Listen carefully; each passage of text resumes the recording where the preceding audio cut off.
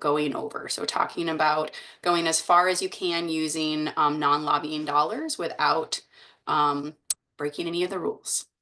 And so on the next slide, we'll just go over some housekeeping things. So this meeting will be recorded, and within about a week, we will send out the slides and any additional resources. We do have a number of folks on the call today, so just remember to please mute your microphones when you're not speaking.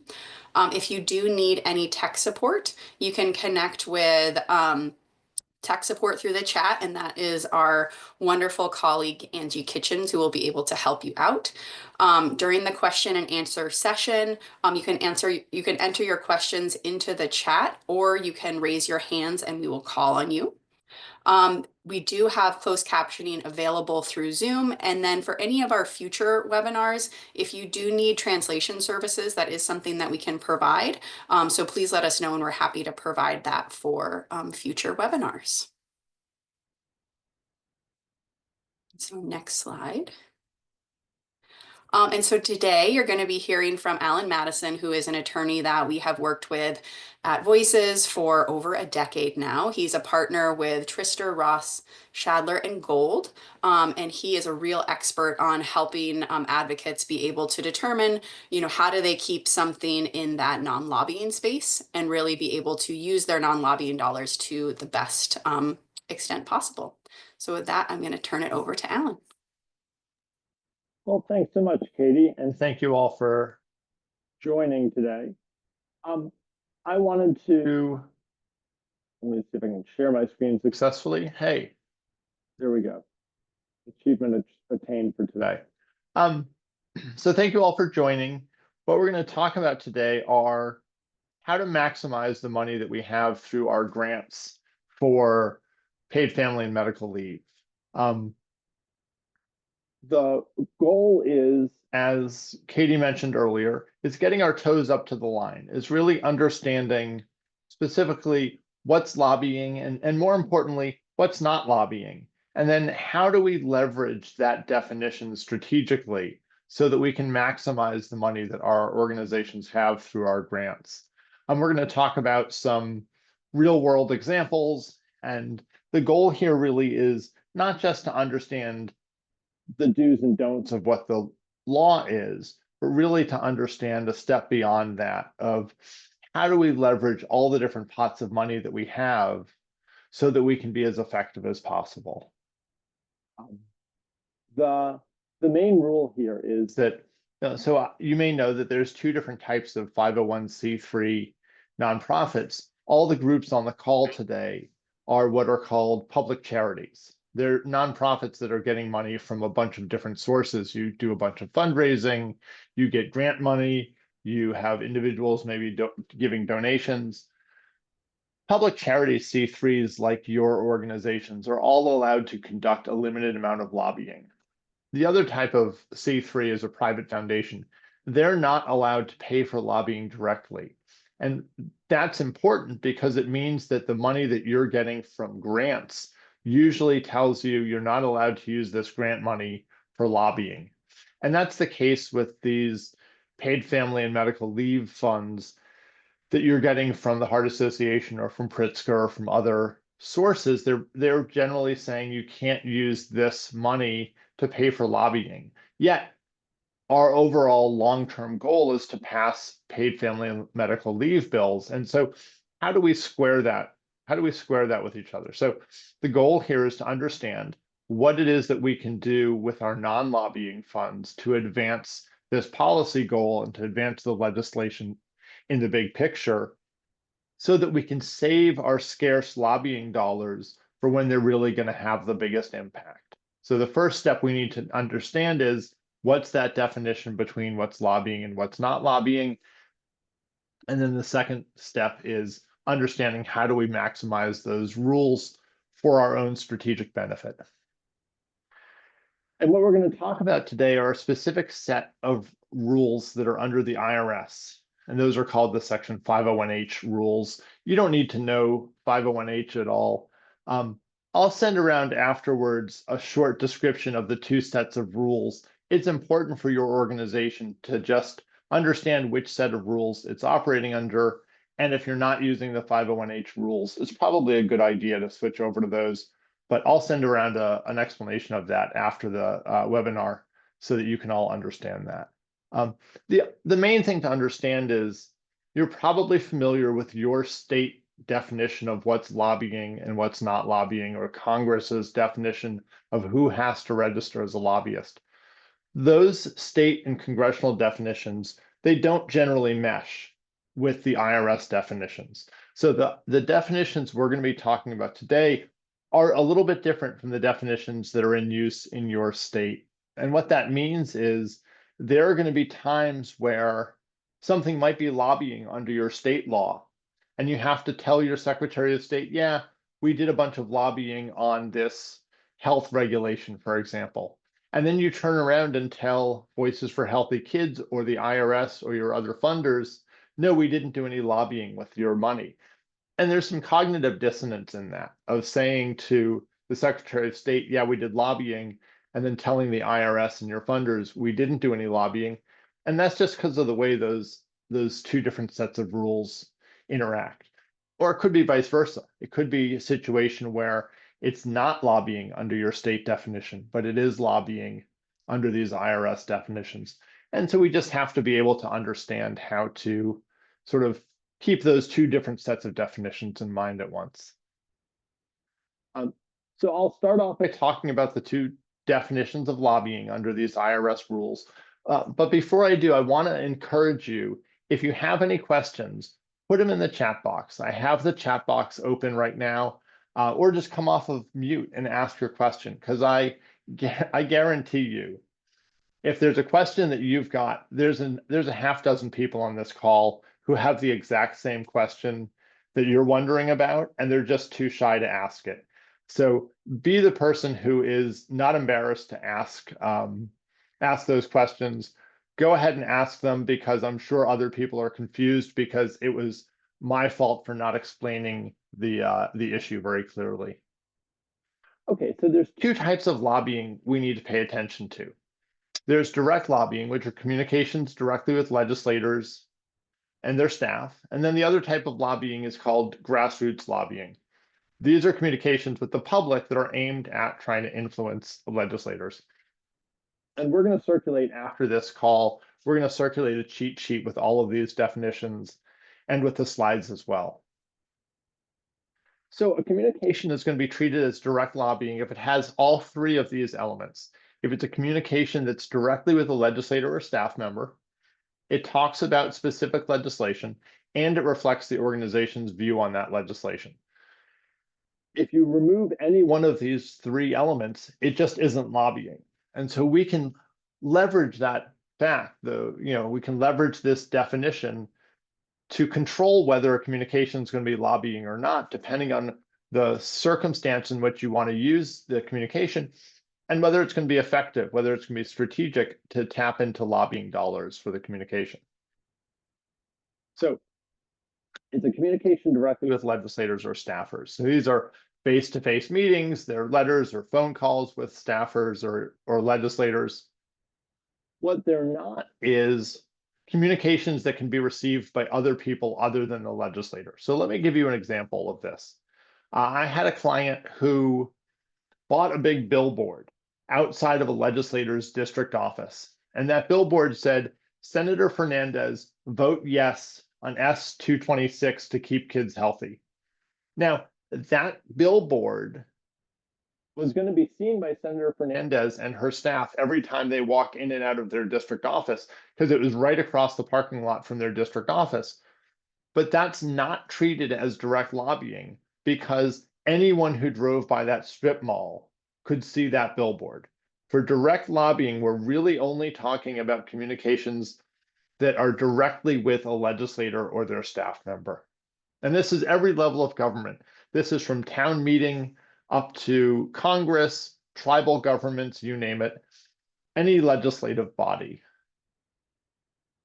But importantly, I'll give a caveat to that.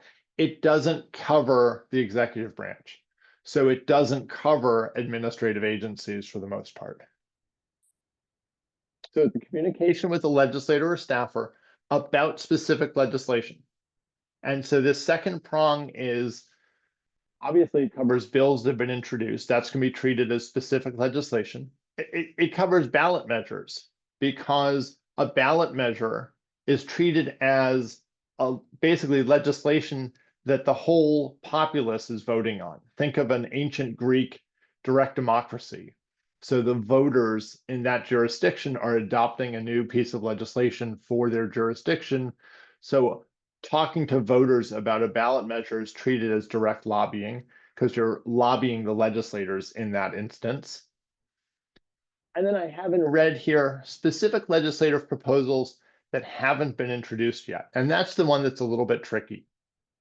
Basically, the IRS is saying that if you talk to a legislator with enough specificity that they know what you want them to introduce, that's going to be treated as lobbying. So let me give you an example. So if you say to a legislator, we need to adopt paid family and medical leave in our state, that's not on its own. If there's no paid family and medical leave bill pending, there's no bill pending, and you just say, hey, we need to adopt paid family and medical leave, that's not lobbying because they don't know exactly what you mean by paid family and medical leave. There's not one single consistent a bill for that. But if you say, we need to adopt 12 weeks of paid family and medical leave, and you give the details of what you want as a 12-week proposal, that's going to be treated as lobbying, even though there's no PMFL bill that's been introduced in your state yet. So it's that definition of whether you're giving the specificity that they know what you want to introduce. But that means that the definition of specific legislation doesn't include a general policy discussion. So a general policy discussion about PMFL would not be treated as specific legislation. Talking to legislators about regulatory or executive branch actions, again, totally non-lobbying because you're not talking to them about legislation. You're saying, hey, can you weigh in with the Department of Health, tell them that they need to change this regulation that they're going to adopt. That's not legislation because it's an executive branch decision. And you can ask those, the Senate Health Committee chair is going to have a lot more influence in getting the Secretary of the Health Department to change their regulation than you or I will have with that Secretary of the Department of Health. So it's great to ask those legislators to weigh in on executive branch actions, but that's a totally non-lobbying activity, and you can tap into non-lobbying grant funds to do it. Okay, so I've got my first quiz here. I've got a pop quiz for you guys. Let's vote in the chat box about whether this slide is lobbying or non-lobbying. So this is a visit that the Mass Food Systems Alliance organized. They brought advocates from all across Massachusetts to Beacon Hill to go to the State House to talk to their senators and representatives about the Healthy Incentives Program, which was a program that had been adopted the previous year to get produce from farmers in local districts to be fed, basically school districts are buying produce from local farmers and feeding it to the students at their schools. So the kids eat healthy, farmers get their produce purchased locally. And these advocates were going in to talk to their state senators and state representatives about the Healthy Incentives Program and how it's working in their community. So I'd like you to vote in the chat box. Do you think that you need to use lobbying dollars to pay for this advocacy day at the State House if these advocates are coming in to talk to their state senators and their representatives about how the Healthy Incentives Program has been working in their communities? So is it lobbying or not lobbying, and why? I shouldn't have just said a blank yes or no. Why? Okay, so we're getting a whole bunch of responses. Brenda, do you want to come off of mute to talk about it, to explain your answer? Sure.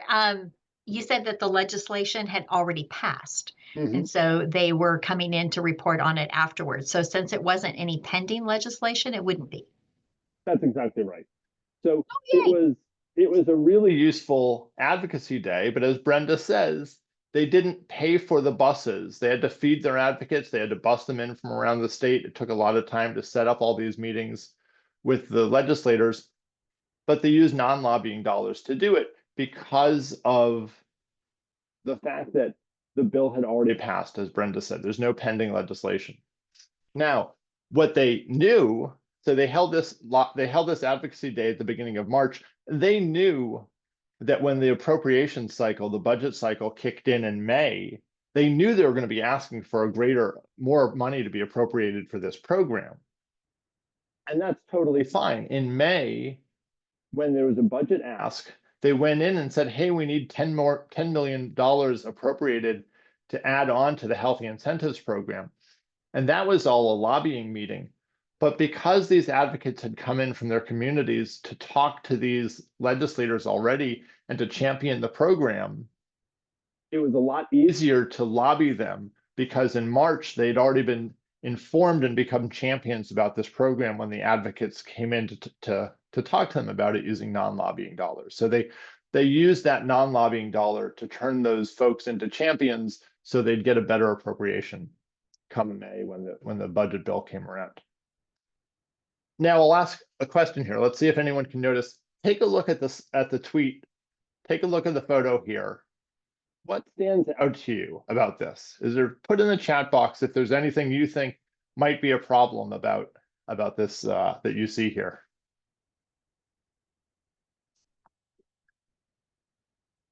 Or you can just come off of mute to take a guess. All right, so we got Rachel saying, how much did the oregano cost? A couple of people saying, is it a gift? All right, here's where here's where you differ. So yes, there's a gift, and they figured out that under Massachusetts law, the herb only costs $2.97. So it fell below. Massachusetts has a de minimis threshold under which a gift isn't, calculated as anything of having any value. And so they checked, and the herb was only $2.97. It was totally fine under the law. What you didn't notice is that's not oregano. It's basil. And anytime I do this training, obviously the folks on the PMFL aren't a bunch of farmers. When I do this training with, folks who are rural advocates talking about agriculture, like they'll cut me off and they'll say, hey, before I even get into talking about the advocacy day, they look at this and they say, hey, that's basil, that's not oregano. And the takeaway here is Senator Welch gets this plant. He thinks it's oregano, leaves it on his windowsill, and it died. The basil plant died. Senator Welch had his staff go out and buy a new oregano plant that they diligently watered every single day. And when the advocates came back to his office later on that year to lobby him for more money for the Healthy Incentives Program, he turned to them and showed them this bushy oregano plant that he'd been growing in his office for months. And he said, hey, look how well I'm taking care of the oregano plant. So he was really proud of how well he cared for this oregano plant, even though they'd given him a basil plant months before. But what I want you guys to think about, and what the takeaway here is, that you're trying to make a connection with these legislators.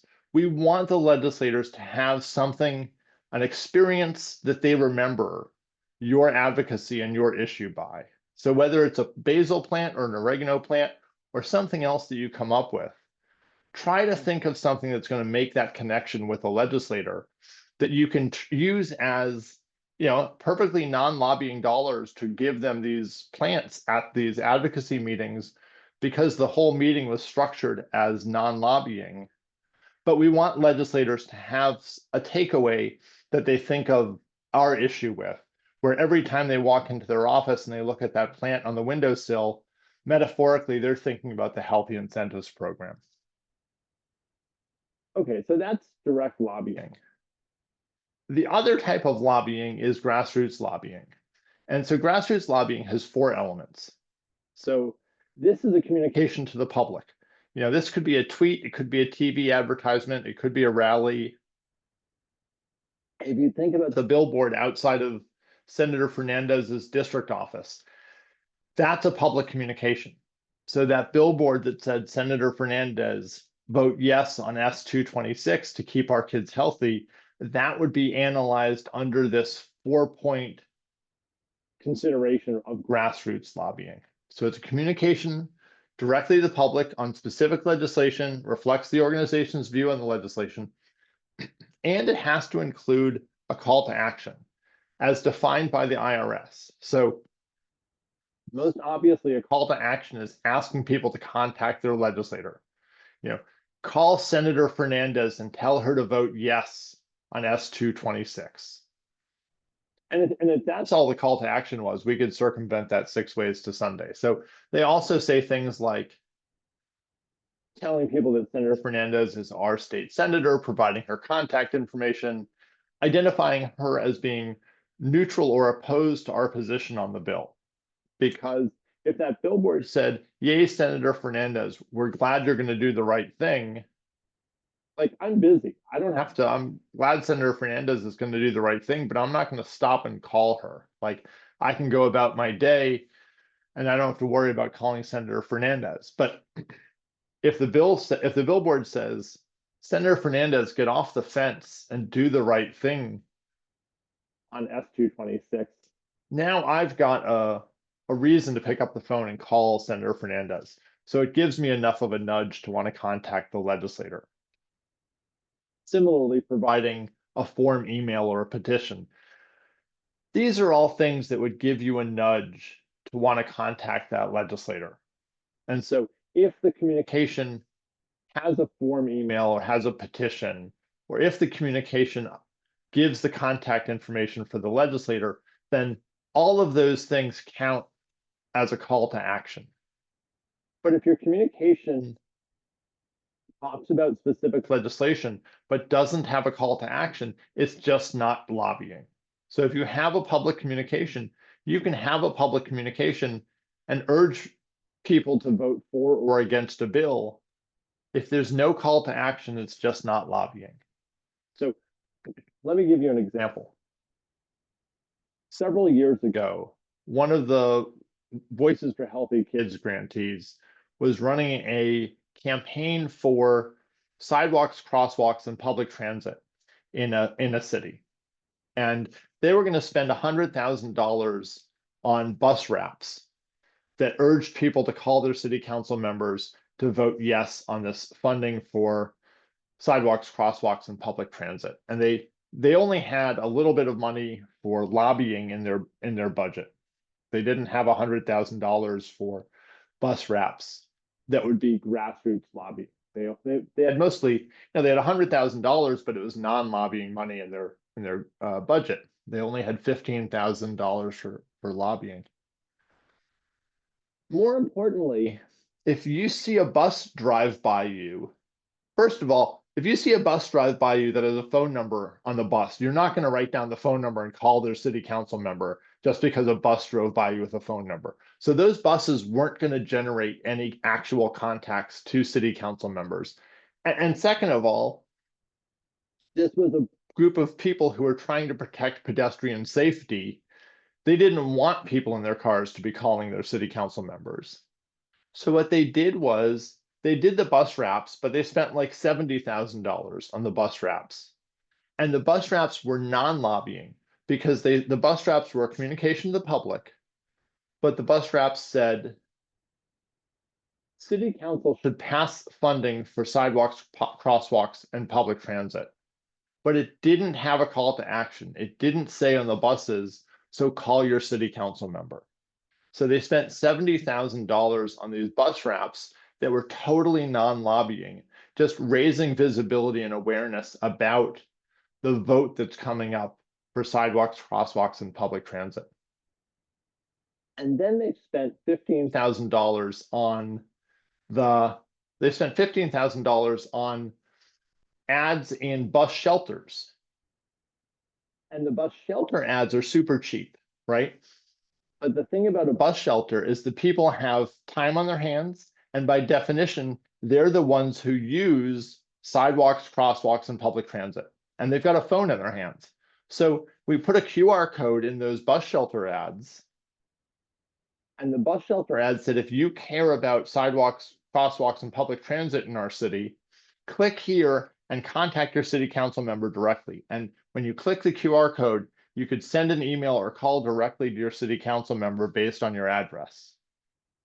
And the Heart Association captured those addresses. So what it did was those people who were sitting in the bus shelters, they really generated a whole lot of contacts to their city council members.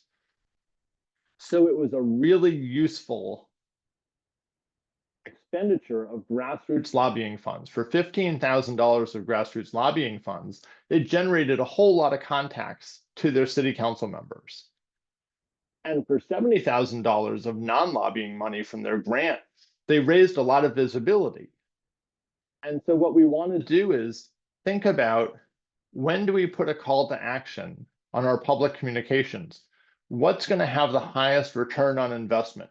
What's going to have the highest engagement rate of actually generating calls to your city council members, or calls to your state legislators, or calls to Congress members, versus what's going to raise a lot of visibility but isn't going to generate as high a return on investment, and use non-lobbying grant funds for those visibility communications that aren't going to actually generate contacts to legislators. So let me stop there for a second. Are there questions people have about that definition of grassroots lobbying and how to leverage it?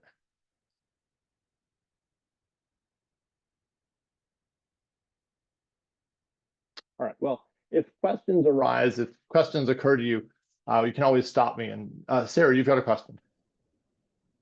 I guess my question is, we've done some petitions that we've never actually sent to legislators that are more just about us getting the information and sort of having a sense of, like, we might eventually send them to legislators, but at the time we haven't. And so I'm guessing that doesn't count as grassroots lobbying if it's just about the collection, but not actually getting it to them. That's exactly right. So you're right. It often happens, right, that people put out a petition and don't deliver it. So that wouldn't be treated as grassroots lobbying if you don't actually deliver it. What is another way to think about that is putting on your communications, and this is something that the Heart Association does a lot. If you're interested in this issue, or if you care about paid family and medical leave, or if you want to make a difference, click here and join our email list. You know, Heart Association has You're the Cure. Whatever your email list is, whatever your newsletter is, rather than calling it a petition, just you could have people sign up for your email list, and that way you're capturing their information. And then in the future, when you have, so by definition, like those names that you capture are people who are self-identified as, I care about paid family medical leave. Later on, when you have something come up, you have something where you actually need people to call their legislators when a bill is about to be voted on, you've used non-lobbying dollars to build your activist list so that you can capture all those names. So it's going to be super cheap when you email them. You know, it'll be a 15 minutes worth of email time to send it out to that list, but you've grown that list. And now you know that that list is going to have a high engagement rate because they're self-identified caring about PMFL. And so you can use a little bit of grassroots lobbying dollars, 15 minutes of your time, for a high return on investment. Michael?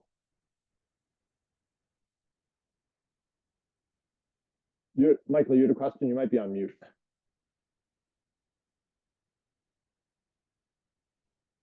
I'm sorry, I was trying to unmute. No problem.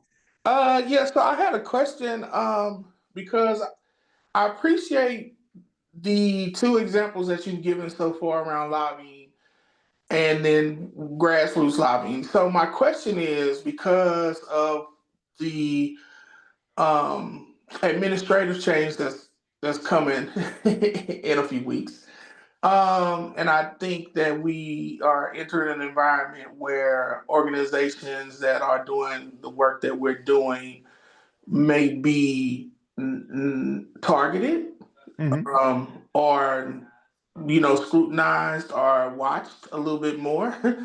um, does the IRS slash government slash folks that monitor non for profit work consider a difference between grassroots lobbying and the lobbying that you kind of laid out in your first example? And I'm Mhm. asking this question because we do a lot of base building and community organizing, and we tend to, one of my strategies, and I'll speak for myself, is to get constituents of a specific legislator or a city council person to put those folks in front of them as the face and voice of the issue that we're trying to get moved.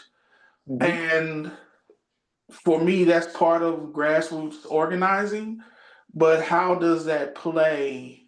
How should we categorize that? So I get, where you take the money from, where you spend the money at, what type of money you spend on which activity helps determine, according to whether you're lobbying or not. But I'm also concerned about um, how the government looks at grassroots lobbying, and is there a difference? Did that make sense? It was a Yeah. lot. Okay. No, there's a lot packed into that, but there's a lot that nonprofits are having to figure out and navigate right now. So as a C3, there's a limit to your overall how much you can spend on both kinds of lobbying. And then there's a lower limit on how much you can spend on grassroots lobbying. And so when the IRS looks at your organization, they're going to look at how much did you spend on lobbying in total. They're going to look at how much did you spend on grassroots because it's a slightly lower amount.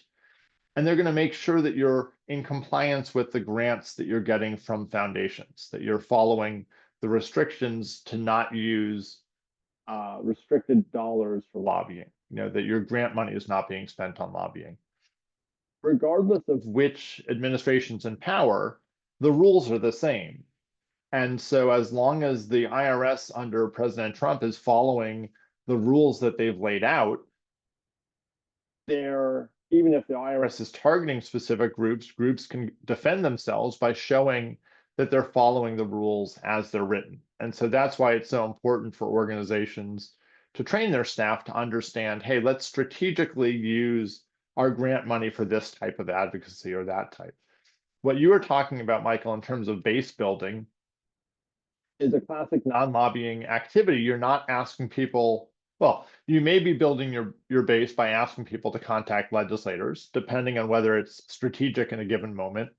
But I think that a lot of what you were just talking about is non-lobbying, grassroots organizing of getting people to join the organization, getting them to show up at town meetings, getting them to show up at community events and church basements, you name it, signing up for your email list, as I mentioned. And all of those things build the organization's base, but it's a non-lobbying activity. And the IRS recognizes that that's perfectly fine.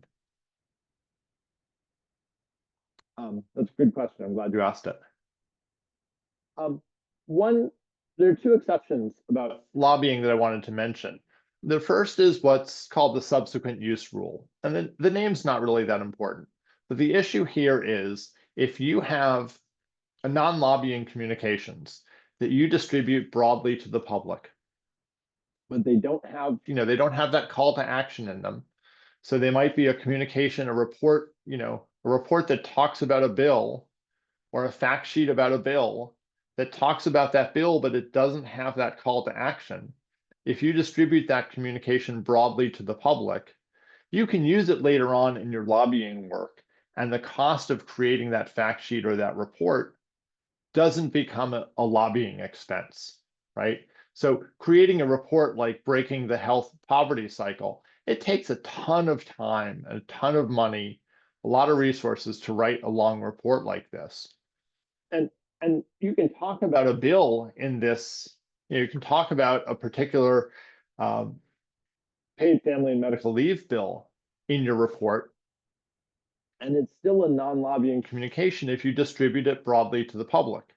No one who gets to page 72 of this report, and on page 72, if it says call your legislator if you've been motivated by this report, no one's going to call their legislator just because they got to page 72 of this report and it said call your legislator. So there's no reason to put a call to action into an expensive report like this because you're not going to generate actual contacts with your legislator. Use non-lobbying dollars for things like a report or a fact sheet about a bill and distribute them broadly to the public. But later on, when you have a lobby day, you've got lobby day in May, but the bill gets dropped in February, write your fact sheet about the bill in February, distribute it broadly to editorial writers, get it out to radio talk show producers and bloggers and podcasters, get it out to all of your community allies. And that way the cost of the communication is treated as a non-lobbying expense. But it means that when lobby day comes around, you'll have those fact sheets or those reports to hand out to your legislators when you go do your lobbying meetings.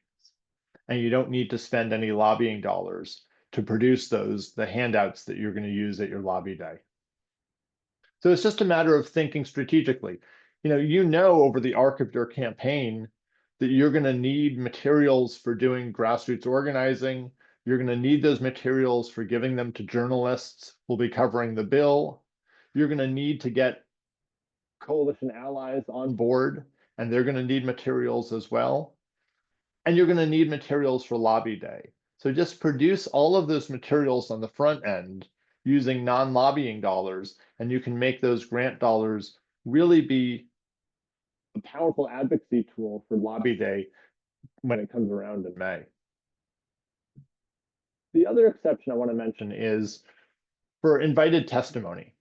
And if you're invited to testify, if you get a written request from a committee chair on behalf of the whole committee, you can use non-lobbying dollars to go ahead and testify. Even if the committee chair is, from a hostile, someone who's hostile to your issue, if you get someone on the minority panel of the committee to request that legislator, ask the chair, hey, can you write one of these letters to so-and-so from this organization? I want Brenda to come, I want Brenda from First 1,000 Days to come testify at our hearing. That committee chair, just out of professional courtesy, will offer an invitation to that minority legislator who asks for it. And these letters are super easy. The one that's on the screen right now is one that I wrote for Rachel Callanan when she was a lobbyist for the Heart Association. I wrote the letter, I emailed it to Rachel, Rachel emailed it to the committee chair's chief of staff, who just cut and pasted my letter, put it on committee letterhead, and had her boss sign it and sent it right back to Rachel. The two things you need to understand are, one, it needs to come from the committee chair on behalf of the committee. It can't just be some crazy backbencher who invites you to testify at the hearing. For the IRS to allow you to use non-lobbying dollars for writing your testimony and for going and delivering your testimony, the IRS says, that's a really valuable exception. It needs to be coming from the committee chair to show that your information is going to be valued by the committee. And the information needs to be shared by everyone on that committee. It can't just be you and the committee chair sitting in a dark, in a back room writing a bill together. You need to be sharing that information with everyone on the committee. And so Michelle asks, does the invitation have to be this formal? Can it just be an email from the committee chair to invite you? It can't be from committee staff. It needs to be from the committee chair himself or herself. It could be an email from the committee chair. It doesn't have to be formal per se. The issue is that the IRS has a few I's and T's that need to be dotted and crossed. So for example, if it needs to specifically ask you for your opinions and recommendations, there are some specific keywords that need to be in that email from the committee chair inviting you. So what I would say is if you have an opportunity to leverage this exception, reach out to me, maybe reach out to Katie, and Katie can connect us, and I can help you make sure that the invitation has some of those keywords that need to be in it. It can't just be a staffer saying, hey, Senator Smith asks me to invite you. That's probably not gonna pass muster with the IRS. But it's a great question. I'm glad you asked it, Michelle. All right, any other questions before I dive into some examples?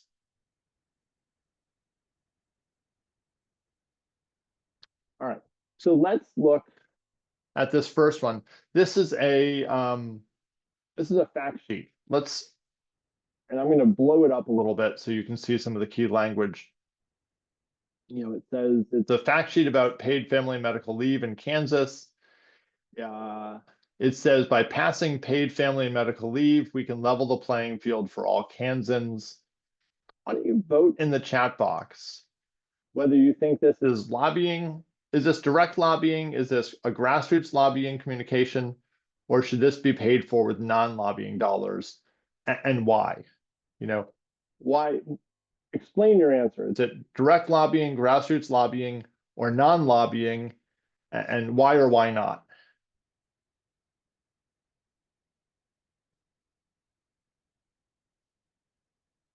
All right, so clearly Brenda thinks it's non-lobbying. So Brenda used non-lobbying dollars, it sounds like. Michelle says it doesn't talk about any specific legislation. A couple other people think it's not lobbying.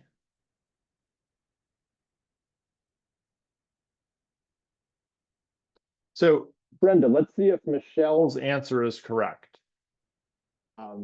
So Michelle is essentially saying it's distributed broadly to the public, and it doesn't have a reference to specific legislation.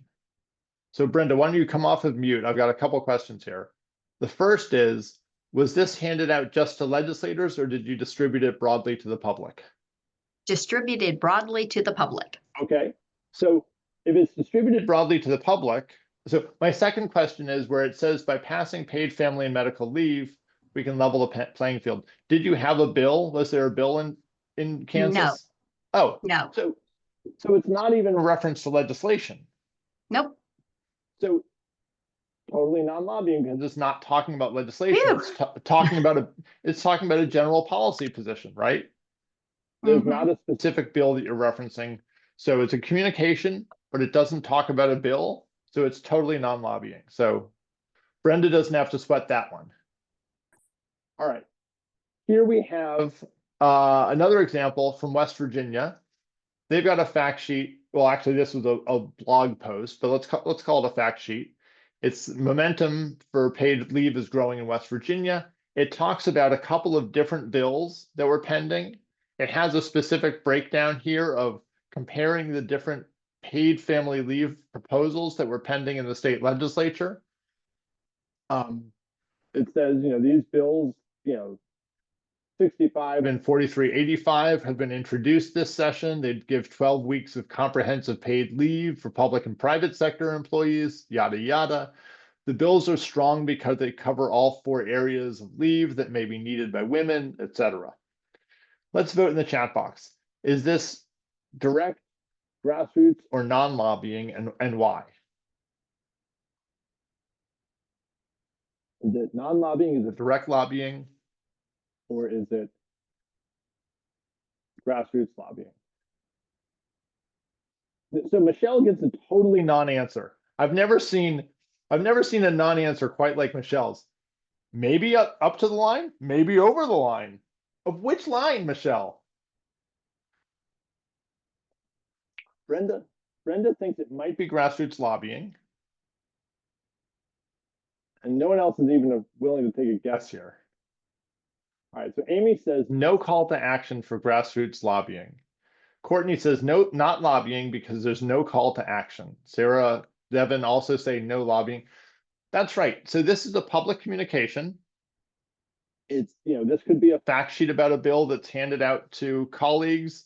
In this case, it happened to be a blog post, but it could also work really well as a handout. It's a communication to the public. It's distributed broadly to the public. It sure reflects a view on legislation. It gives specific comparisons and it says these are the bills that we like more, but there's no call to action. Nowhere on this website does it say call your legislator. Nowhere does it say these are the legislators who are on the fence.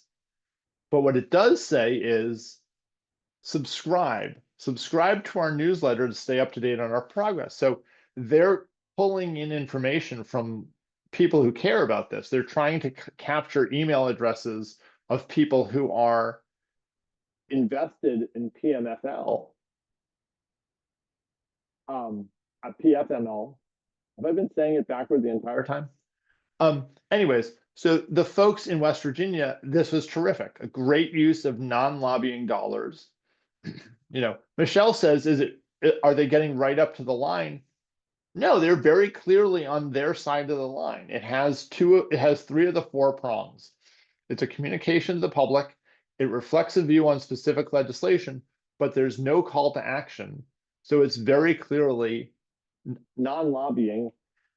It took a lot of time to write this blog post. It took a lot of time to research these different bills and to put together this fact sheet about these bills. They can charge all of that time to their foundation non-lobbying budget. I thought this was a terrific example. Kudos to the folks at the West Virginia Center on Budget and Policy. All right, how about this one? Is this lobbying or non-lobbying, or is this grassroots lobbying? And why?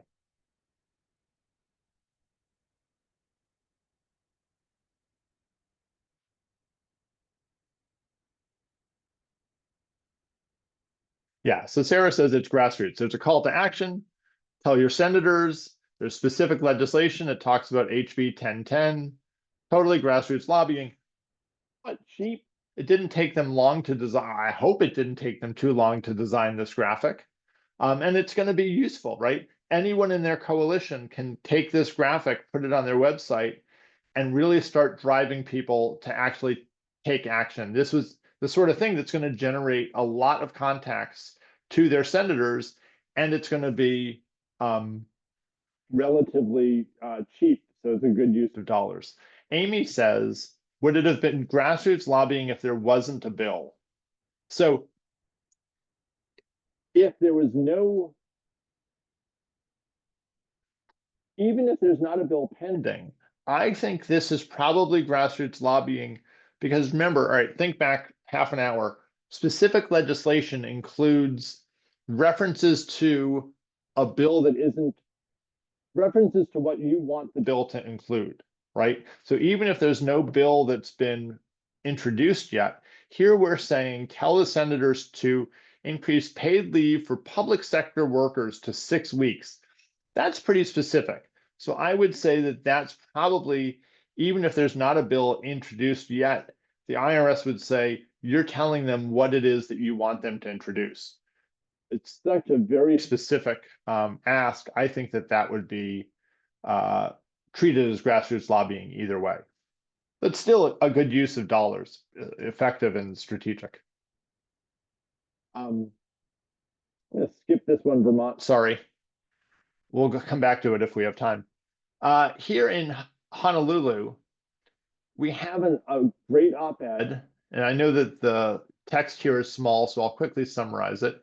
The writer is talking about when she had to return to work when her son was only 25 days old, how it made her feel, what pressures it put on her and her husband, how as a new parent that weighed on her shoulders. It says it took a long time to realize that there are effective solutions to this: public investment in statewide paid leave program, subsidizing childcare. I hope more families will speak their own stories, and together we can call for policies that will matter most to us and generations to come. Lobbying or non-lobbying for this op-ed, writing this op-ed?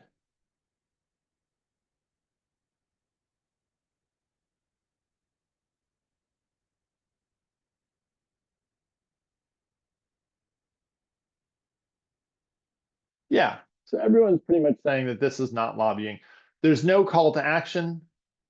They're not asking people to call their legislators, and more importantly, they're not even talking about a bill. So it's just general policy discussion. In contrast, here we have an op-ed that was for the Baltimore Sun, written by Sugar Free Kids Maryland and the Heart Association. And I know it's small on your screen, so I'll summarize it. It says the city council should pass the bill banning sugary drinks from kids' meals. On Monday, the city council is going to vote on the Healthy Kids Meal Bill. The city council has an opportunity to play a meaningful role in supporting parents' desire for a healthy start to life.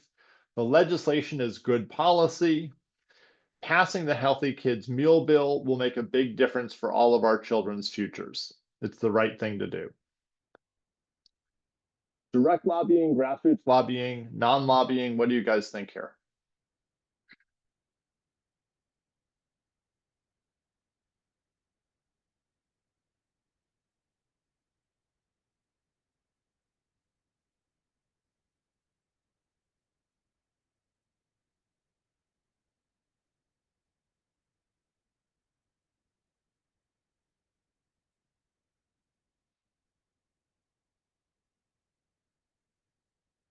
Michael thinks it's a grassroots lobbying. And explain why when you give your answer. Why do you think it's direct, or why do you think it's grassroots or non-lobbying?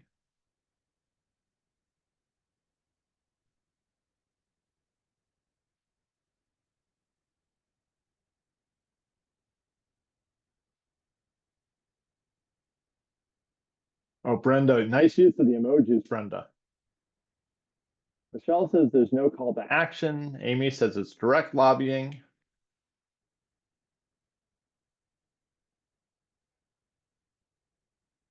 Sarah's just plain old stump. All right, Brenda, I'm going to keep picking on you. This has not been your webinar, has it? I'm here for it. Bring it on, Alan. All right. So you're looking for the call to action. Tell me more. Well, I was looking for a call your legislator or do something. It's clearly a message to the public, not a communication to a legislator. So it would be grassroots. Right. But I was just looking for the call to the public to do something. Why would they have left out a call to action? So they didn't have to count it as lobbying. Right, because no one who reads an op-ed is going to call their city council member because they read an op-ed, right? Like by the time you get to the end of an op-ed, you're either motivated or you're not. If they had added at the end of this op-ed, call your city council, if you care about healthy kids, call your city council member at 410-555-1212. Like no one's going to call their city council member just because they added that sentence with a phone number at the end of this op-ed. And as someone who used to work in communications, like it takes a long time to write an op-ed. You have to write the op-ed. The folks, they had to research it. They had to pitch it to the Baltimore Sun. They had to work with Pastor Slayton to make sure that Pastor Slayton was comfortable with what they had written. That's like, 10 hours of staff time. And it wouldn't have generated a single additional call to the city council if they had added a call to action on this op-ed. So they used totally non-lobbying dollars. But it's a powerful op-ed. It seems, it stumped Sarah, but there's no call to action in this. So it's totally non-lobbying. Now, what's the next thing that Sugar Free Kids Maryland and the Heart Association should do after the op-ed gets published? What would you guys do next? You can just come off of mute to shout it out.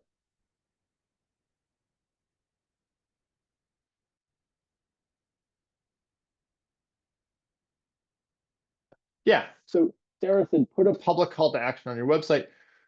What they did was, or Amy said, follow up grassroots lobbying with a call to action. They blasted this thing out to all of their email lists, and they knew from their email list, remember Michael was talking about doing base building to gather up all of this information on your base. Their database had everybody's address and their email address. So they knew they could say, hey, you live in Councilmember Smith's district. Councilmember Smith is on the fence, call her right now and tell her to vote yes. Or you live in Councilmember Jones's district, she needs you to encourage her. She's planning on voting yes. Call her right now to encourage her to vote yes. They blasted it out on social media. Before the op-ed was even published, they had prepared all of these social media posts and distributed it out to all of their coalition allies, all the different groups in their coalition. Sunday morning, after the Sun published this op-ed, posted on social media, hey, check out Pastor Slayton's op-ed in today's Sun. If you care about healthy kids, click here right now and contact your city council member. So the emails and the social media posts were super cheap. You know, it was 15 minutes of work, but that's what's going to generate those calls is social media and email to targeted people that you know are already interested in your issue. And, you know, it was 15 minutes of grassroots lobbying dollars, but that didn't change the underlying op-ed. The op-ed stayed as a non-lobbying expense, which was like 10 hours of non-lobbying dollars that was paid for with foundation funds.